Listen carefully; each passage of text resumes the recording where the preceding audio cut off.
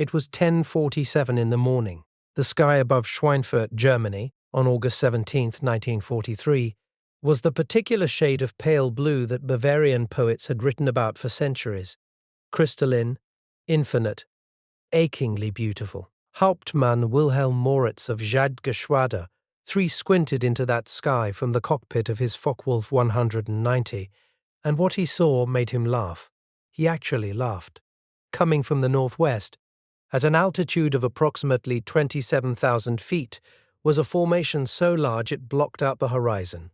A lumbering armada of silver shapes, 4-engine heavies, moving in tight boxes at less than 200 miles per hour. Moritz had been flying combat missions since 1940. He had faced Spitfires over Britain. He had tangled with Hurricanes above the Channel.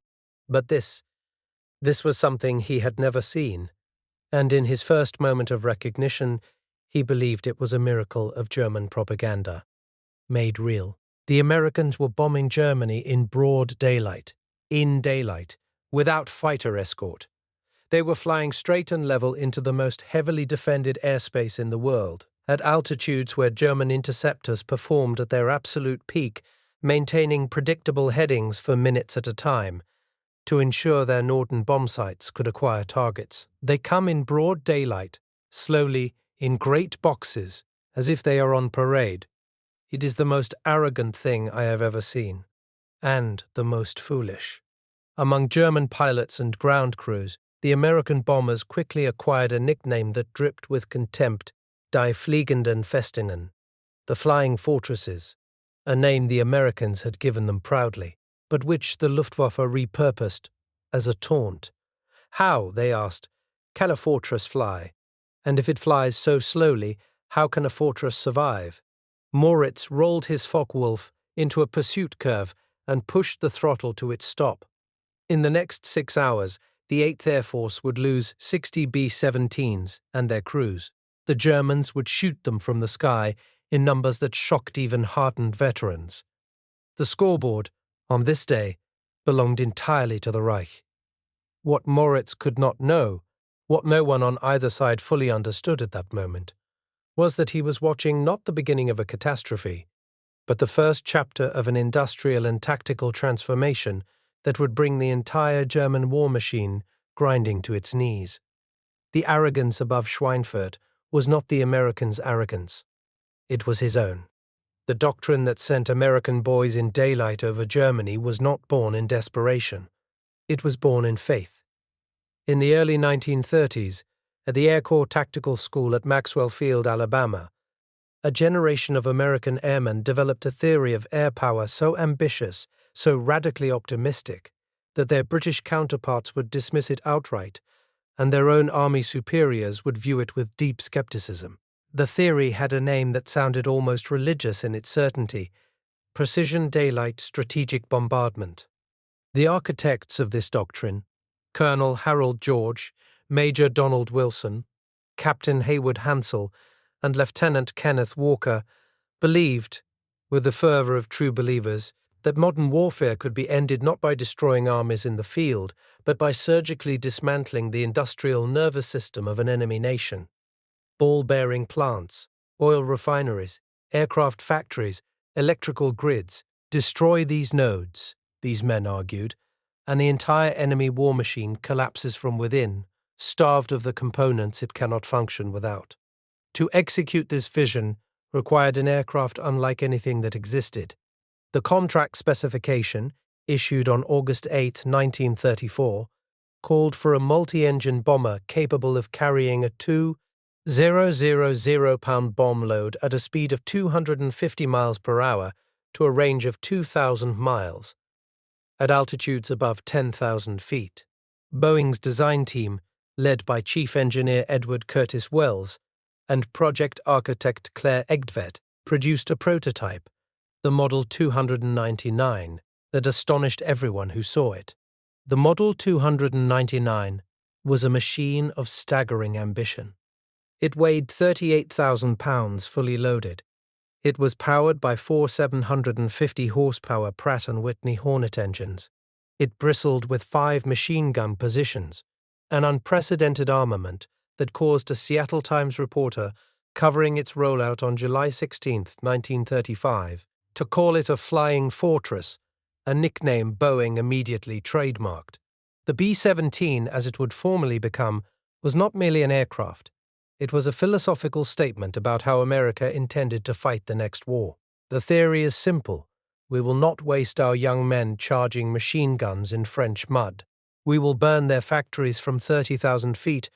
Brigadier General Haywood Hansell, USAAF, recollection of pre-war doctrine development. But faith alone does not survive contact with the enemy. When the 8th Air Force began operations from England in August 1942, under Brigadier General Ira Eaker, the beautiful theory met ugly reality almost immediately. The bombers were slower than anticipated. The German flak batteries were more numerous, more accurate, and more lethal than anyone had modeled. And the Luftwaffe's interceptors, particularly the Focke-Wulf 100 and 90, were devastating against the heavy formations at the altitudes where the B-17s operated. Even within the American command structure, serious doubts were forming.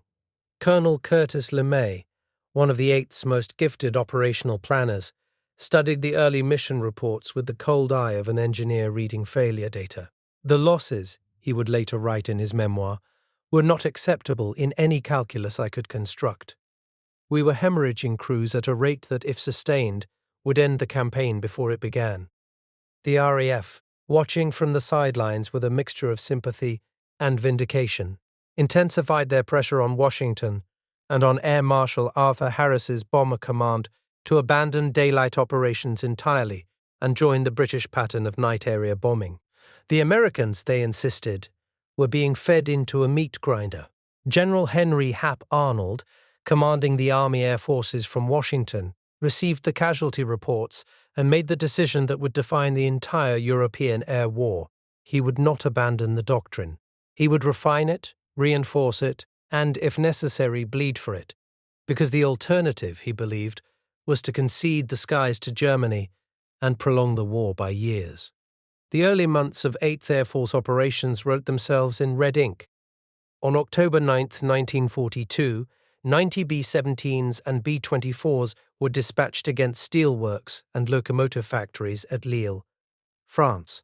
It was the largest American bombing mission yet attempted, still within range of fighter escort from the P-38s and RAF Spitfires that could accompany the formations to the target.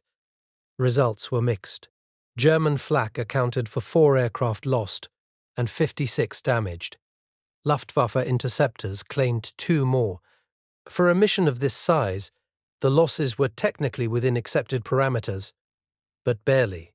Far more ominous was what happened in the unescorted deep penetration missions, the strikes into the heart of Germany, where no Allied fighter could yet follow. On January 27, 1943, the 8th dispatched 64 B-17s to Wilhelmshaven, Germany's premier naval base on the North Sea, the first American bombing mission against a target on German soil. 53 aircraft reached the target. 3 were lost. The numbers seemed encouraging. They would not stay that way. As operations pushed deeper into the Ruhr Valley, toward Hamburg, toward the industrial cities of central Germany, the mathematics turned brutal. Jagdgeschwader 1, 2, 3, and 26 had refined their interception tactics to a lethal science. Oberstleutnant Adolf Galland, commanding JG-26 on the Channel Front, had analyzed early American formation tactics with professional thoroughness and identified precisely where the bombers were most vulnerable. The American boxes are well designed, but they have a weakness. Attack from 12 o'clock, level straight through the nose. The bombardier and pilot are there. 2 men die. The aircraft dies. We call it the clock attack, and it works beautifully. Oberstleutnant Adolf Galland, JG-26 1943 Luftwaffe Tactical Review. Galland's head-on attack doctrine was shared across Jagdgeschwader units throughout 1943. Pilots executing the Frontalangriff would line up in formations of 4 to 6 aircraft, dive slightly to build speed to over 400 miles per hour, and bore directly through the nose of the B-17 formation from dead ahead. The closing speed was so high, often exceeding 600 miles per hour combined, that firing time was measured in fractions of seconds. But the 20 cannon rounds from the WW-190 and Bf-109 ripped through bomber noses, cockpits, and engines with devastating efficiency. The numbers during the spring and summer of 1943 tell the story with cold precision. During the month of June 1943, the 8th Air Force flew 4,317 B-17 and B-24 sorties against targets in Germany and occupied Europe. It lost 167 heavy bombers, a loss rate of 3.87% per sortie. The USAAF's own statistical analysis determined that a loss rate above 4% per sortie was statistically unsurvivable across a standard 25-mission tour of duty. The 8th was approaching the edge of that cliff. Goebbels, watching the tallies with satisfaction, ordered his press bureau to publish the loss figures prominently in German newspapers. Headlines in the Völkische Beobachter declared the American air campaign a gift to the fatherland, a method of delivering enemy airmen as prisoners of war. German newsreel footage showed crashed B-17s in smoldering fields, their aluminum skin peeled back, their great engines silent. Goebbels called the American daylight bombing campaign the most expensive failure in the history of aviation. He was, in the summer of 1943, not entirely wrong. If there is a single day that encapsulates both the catastrophe and the ultimate resilience of American daylight bombing, it is October 14, 1943. The date would pass into the lexicon of the 8th Air Force under a name that needed no explanation among those who survived it: Black Thursday. The target was Schweinfurt again, the same ball-bearing factories that had been struck on August 17th, with severe losses. General Frederick Anderson, commanding the 8th's 8 Bomber Command, had intelligence suggesting that German ball-bearing production had not recovered sufficiently from the August raid to make the losses acceptable. Another strike, the analysts believed, might collapse the entire German bearing industry and thereby cripple tank, aircraft, and gun production across the Reich. 291 B-17s of the 1st and 3rd Bombardment Divisions crossed the German border without fighter escort at approximately 1100 hours. Within 40 minutes, the Luftwaffe had committed every available fighter unit in Germany: Jagdgeschwader 1, 3, 11, 26, 51, 54, and elements of Zerstörer-Geschwader 76, to their interception.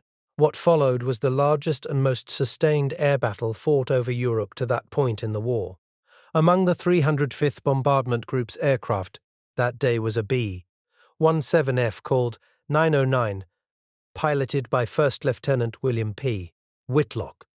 Whitlock's aircraft took its first hit over the German border, a 20 cannon round from a Bf-109 that destroyed the No. 3 engine and started a fire in the right wing. Whitlock feathered the propeller, and the fire eventually starved itself of fuel. That was the beginning. Over the target itself, a burst of 88 flak opened a 3-foot hole in 909's right horizontal stabilizer. A second burst destroyed the ball turret, wounding the gunner, Staff Sergeant Frank Valesch, severely in both legs. A third burst of cannon fire from an FW-190, attacking from 2 o'clock high, tore through the radio compartment, killing the radio operator instantly, knocking out all communications equipment, and starting a small fire that the waist gunners extinguished with their bare hands.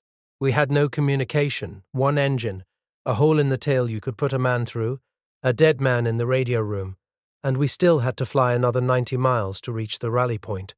I don't know why she kept flying. She had no reason to keep flying, but she did. First Lieutenant William P. Whitlock, 305th BG, Post-Mission Debrief, October 14th, 1943, 909, landed at Thurley Airfield in England, on 3 engines, with her hydraulic system partially compromised, her landing gear extended by emergency hand crank, and her tail section so badly damaged that Ground Crew Chief Master Sergeant Roy Schroeder initially refused to believe the aircraft had completed a round trip. Whitlock counted 173 individual holes and punctures in his aircraft. Of his original crew of 10, 1 was dead, 2 were wounded, and the rest had lived through something they would spend the remainder of their lives struggling to describe. 60 B-17s did not come home that day. 600 American airmen were killed, wounded, or captured. The loss rate for the mission was 20.7%, 5 times the theoretical maximum sustainable rate. The German Luftwaffe pilots, landing at their fields across Germany, were exultant. Hauptmann Hans-Joachim Jabs of ZG-76, who had personally fired rockets into American bomber formations from a twin-engine Bf-110, told his intelligence officer, "If they come again with no escort, we will finish them." The 8th Air Force stood down from deep penetration missions after Black Thursday. The campaign, the entire American daylight bombing strategy, hung in the balance. But the engineers who debriefed returning crews, who catalogued every wound in every surviving aircraft, who interviewed every gunner who had returned home, were learning something that the Luftwaffe had not yet fully processed. The machines that kept flying after sustaining damage that should have destroyed them were revealing piece by piece the hidden architecture of their own survival. The answer to Black Thursday was not a change of doctrine, it was a change of physics. The deep penetration raids had failed, not because precision daylight bombing was wrong in principle, but because the bombers had been sent beyond the reach of their own fighters. The solution that everyone in the 8th Air Force had known about for months, but had been unable to fully implement, was range. Specifically, the range of the North American P-51 Mustang, combined with a set of drop tanks that could extend that range to over 850 miles. The man who understood this most clearly, and who drove the change with the force of absolute command authority, was General James "Jimmy" Doolittle, who took command of the 8th Air Force on January 6, 1944. Doolittle was a man whose biography read like an aviation mythology. The first person to complete an outside loop in a seaplane, holder of multiple airspeed records, leader of the 1942 Tokyo raid, and he arrived in England with an operational philosophy that upended everything his predecessors had established. The first priority of the bomber escort fighter is not to stay with the bombers. The first priority is to destroy the enemy air force, wherever you find it. Pursue it to the ground if necessary. The bombers can protect themselves if there is no enemy left to attack them. General James H. Doolittle, 8th Air Force, January 1944, Operations Order. This was heresy. Previous doctrine had kept escort fighters glued to the bomber formations, providing a defensive umbrella but allowing German fighters to choose their approach angles, break off combat when disadvantaged, and return to engage again. Doolittle's revision unleashed the P-51s as hunters. They ranged ahead of the formations, dove on German interceptors as they formed up, engaged them on the deck if necessary, and turned the sky above Germany into a combat arena where the Luftwaffe was, for the first time, fighting on the wrong side of attrition. The P-51D Mustang, equipped with the Rolls-Royce Merlin 61 engine produced under license by Packard, carrying 269 gallons of internal fuel, plus 150 gallons in 2 drop tanks, could escort bombers from England to Berlin and back.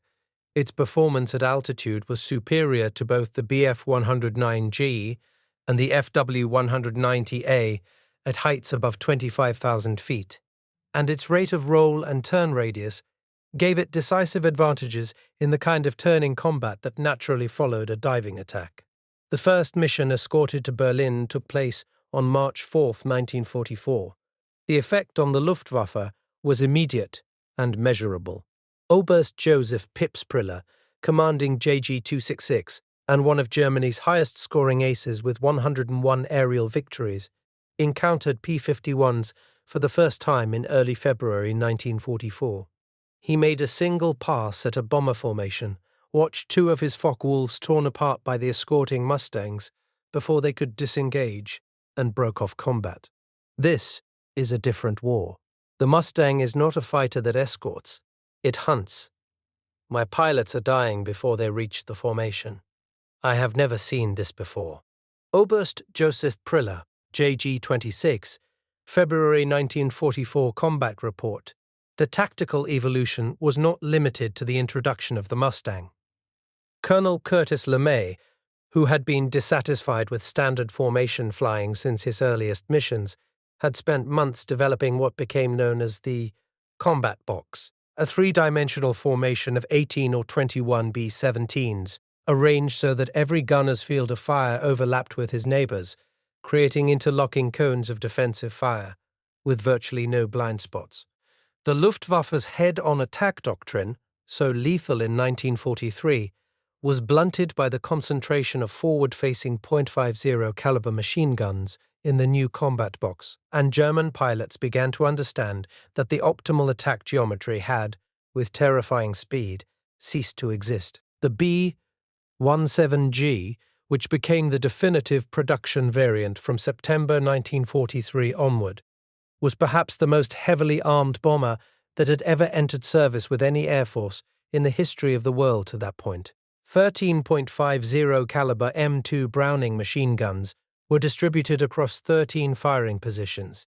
A chin turret beneath the nose containing 2 guns, the dominant response to the Luftwaffe's head-on attacks. A top turret above the cockpit with 2 guns, 2 waist positions each with a single gun, a ball turret beneath the fuselage with 2 guns, 2 tail guns in the new Cheyenne tail position, and cheek positions on either side of the nose with 1 gun each. A single radio operator's gun was mounted above the fuselage for top attack defense. Each M2 Browning fired the .50 BMG cartridge at a cyclic rate of 750 to 850 rounds per minute, with a muzzle velocity of 2,910 feet per second. The aircraft carried approximately 400 rounds per gun for most positions, with the chin and tail guns allocated up to 565 rounds per gun. At full defensive fire, a B-17G formation of 21 aircraft could project an aggregate fire rate exceeding 90,000 rounds per minute across a combined total of 273 machine gun barrels, a wall of steel that no human pilot could fly through at any angle without probabilistic certainty of receiving multiple hits. Caliber, .50 BMG, 12.7 mm x 99 mm, muzzle velocity, 2,910 feet per second, cyclic rate of fire, 750-850 rounds per minute per gun, maximum guns per aircraft, B-17G, 13 times M2 Browning aggregate rate of fire, 21 ship formation, approximately 90,750 rounds per minute. Convergent/effective range, 600 yards optimum. Lethal to 800 yards. The effect on an attacking fighter was not merely physical, it was psychological in dimensions that defy easy description. Unteroffizier Karl-Heinz Deutsch, of JG-11, who survived a direct pass through an American combat box in September 1943, described the experience in a Luftwaffe medical debrief that became one of the most widely circulated documents in the German fighter arm. The tracers come at you like a river, not a stream. A river. They fill the entire visible sky between you and the aircraft you're attacking. The sound, even inside the cockpit, is like standing inside a factory. Then the hits. Then nothing. I do not remember the rest. Unteroffizier Karl-Heinz Deutsch, JG-11, medical debrief, September 19, 1943. The .50 caliber rounds penetrating capacity at combat range was sufficient to defeat the armor protection of the FW-190's BMW 801 radial engine, puncture fuel tanks through self-sealing compound at high angles of incidence, and destroy control cables and hydraulic lines with single strikes. Against the more lightly built Bf-109, a brief burst of 2 to 3 seconds from a single .50 caliber gun was typically sufficient to cause catastrophic structural damage. Compared to the Luftwaffe standard armament, the 20 mmMG 151 cannon firing at 720 rounds per minute with a muzzle velocity of 2,887 feet per second. The individual American guns were marginally inferior in single-hit effect, but vastly superior in volume of fire per aircraft and reliability at altitude. German aircraft cannons in 1943 suffered from a failure rate at temperatures above 25,000 feet that many pilots considered combat decisive. The American M2 was designed for Arctic temperature reliability and rarely failed. The Luftwaffe was fighting skilled pilots in excellent aircraft. What it could not fight was mathematics. The Boeing plant at Seattle, Washington, Plant 2, covering 296,000 square feet of floor space and employing, at its wartime peak, 30,000 workers operating in 3 overlapping shifts, produced B-17s at a rate that defied German comprehension when intelligence officers finally confirmed the figures.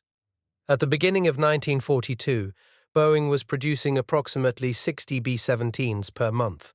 By the end of 1943, with production shared between Boeing Seattle Vega Aircraft at Burbank, California, and Douglas Aircraft at Long Beach, California, 3 separate companies united under the BVD production pool, combined output had reached 362 B-17s per month. By mid-1944, the 3-factory consortium was delivering 16 complete B-17s every single day. The workforce that sustained this output was, by any measure, one of the most remarkable industrial mobilizations in human history. At Boeing's Seattle plant, women workers, Rosies, in the parlance of the era, constituted 47% of the workforce by 1943. They operated precision milling machines, installed hydraulic systems, riveted wing panels, and performed the countless sub-assembly operations that were once exclusively male trades. Supervisor Margaret Brewer, who oversaw a team of 200 women assembling tail sections at Plant 2, later recalled, "We riveted faster than the men had. The aircraft inspectors said our seams were cleaner. I was not surprised. They said we couldn't maintain the tolerances. We maintained tolerances the men said couldn't be held. We held them every day for 3 years."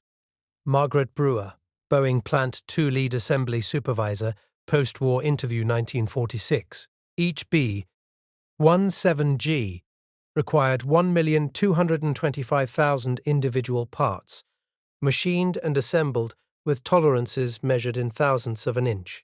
The airframe contained 34 miles of electrical wiring and hydraulic tubing.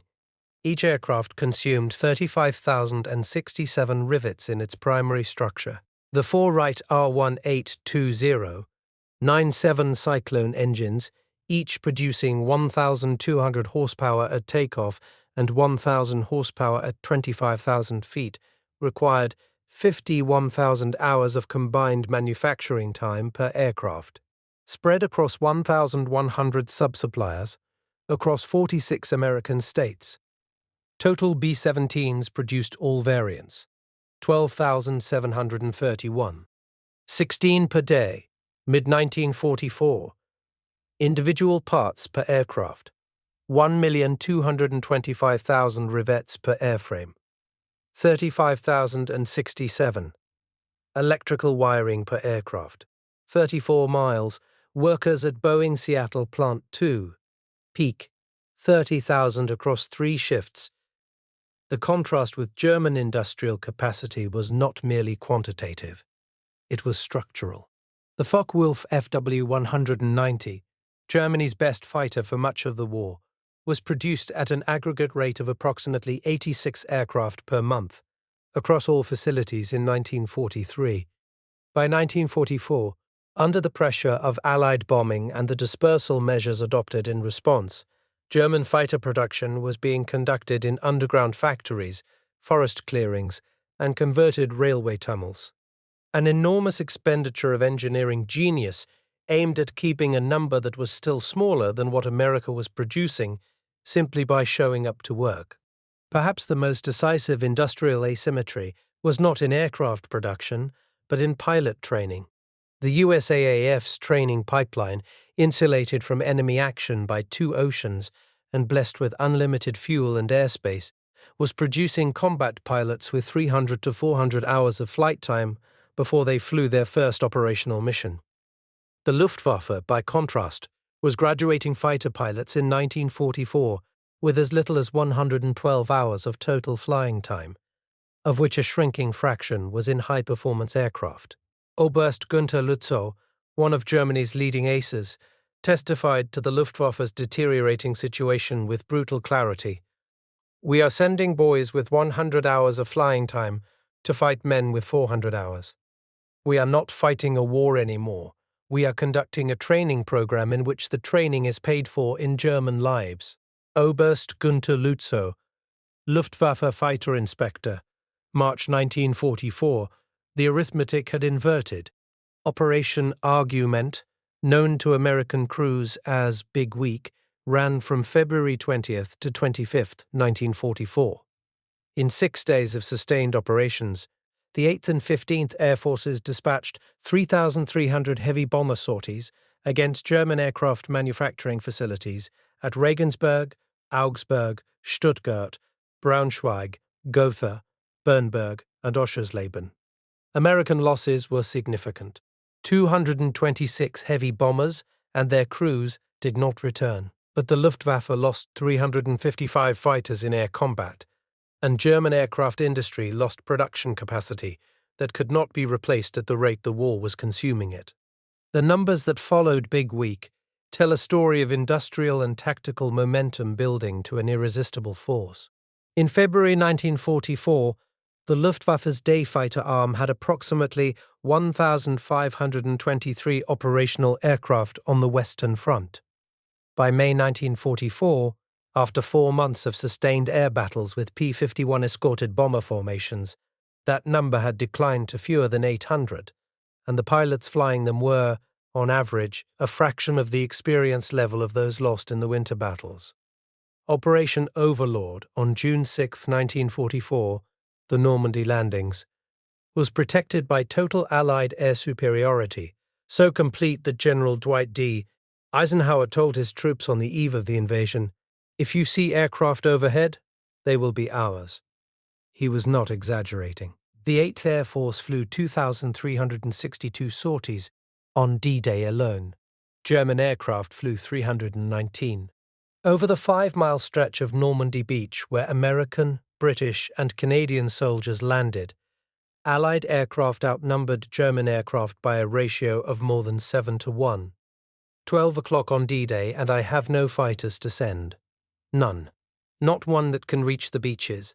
My pilots are sitting in their cockpits on the ground, and I have no fuel to put in the tanks. Tell me how this happened. General Major Dietrich Peltz, IX Fliegerkorps, D-Day Debrief, June 6, 1944. The destruction statistics compiled by the United States Strategic Bombing Survey, released in 1945 and 1946, represent the final accounting of what American daylight bombing achieved. 8th Air Force crews flew 291,508 individual combat sorties between August 1942 and May 1945. They dropped 697,000 tons of bombs. They fired 99 million rounds of .50 caliber ammunition. They destroyed 18,179 enemy aircraft in air combat, a figure that does not include aircraft destroyed on the ground in strafing attacks, which adds another 4,145.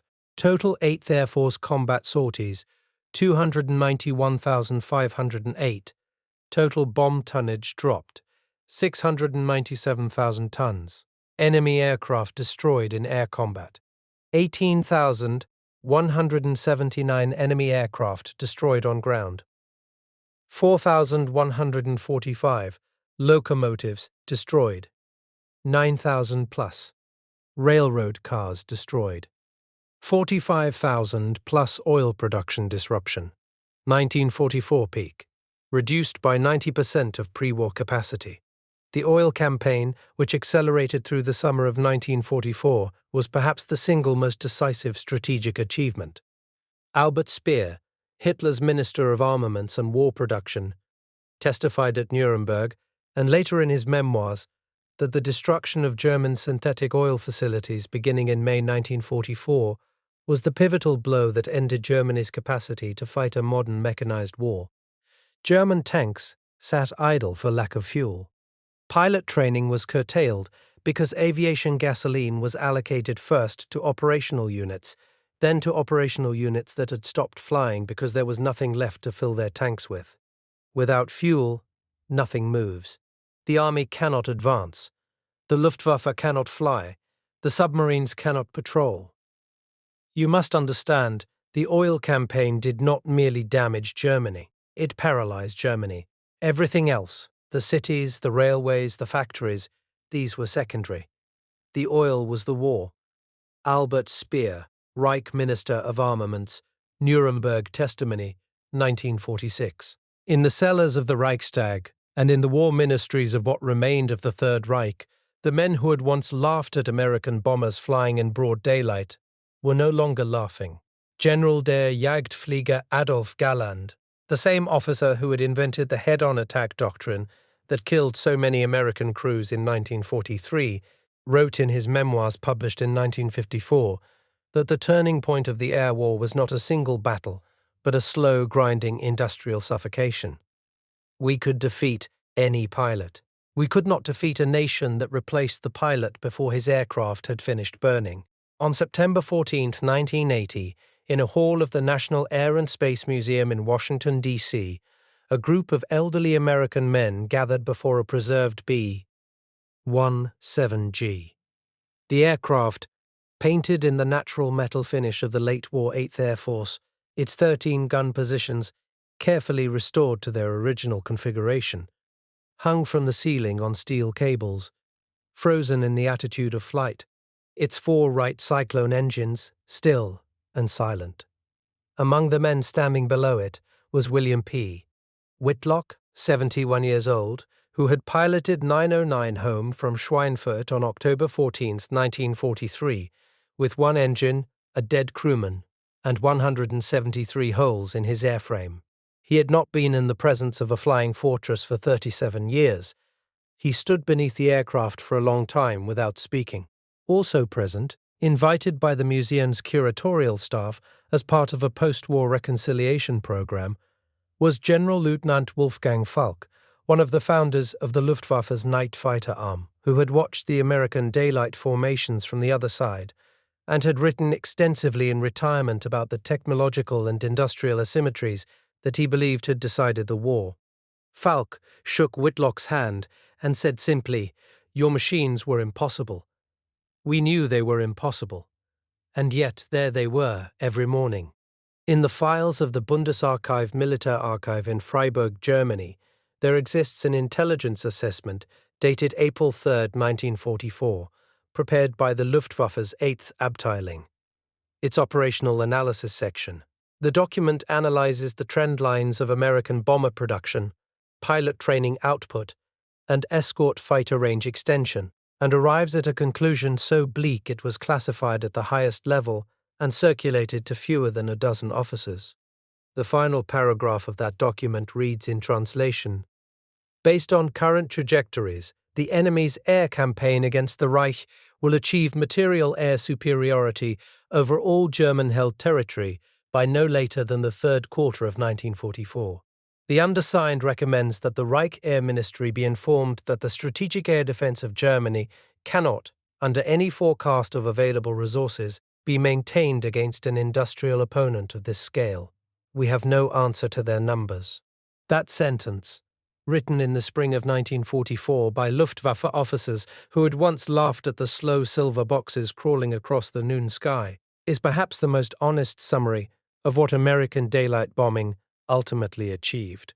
Not by perfection, not without catastrophic loss, not without days like August 17th and October 14th, when the sky above Germany turned black with American smoke. But they kept coming. They kept coming in daylight, in formation, in numbers that the mathematics of German industry and German courage could never adequately answer. Hauptmann Wilhelm Moritz had laughed on the morning of August 17, 1943, at the arrogance of Americans who would bomb in broad daylight. He lived to see what that arrogance built. Germany did not surrender to a night.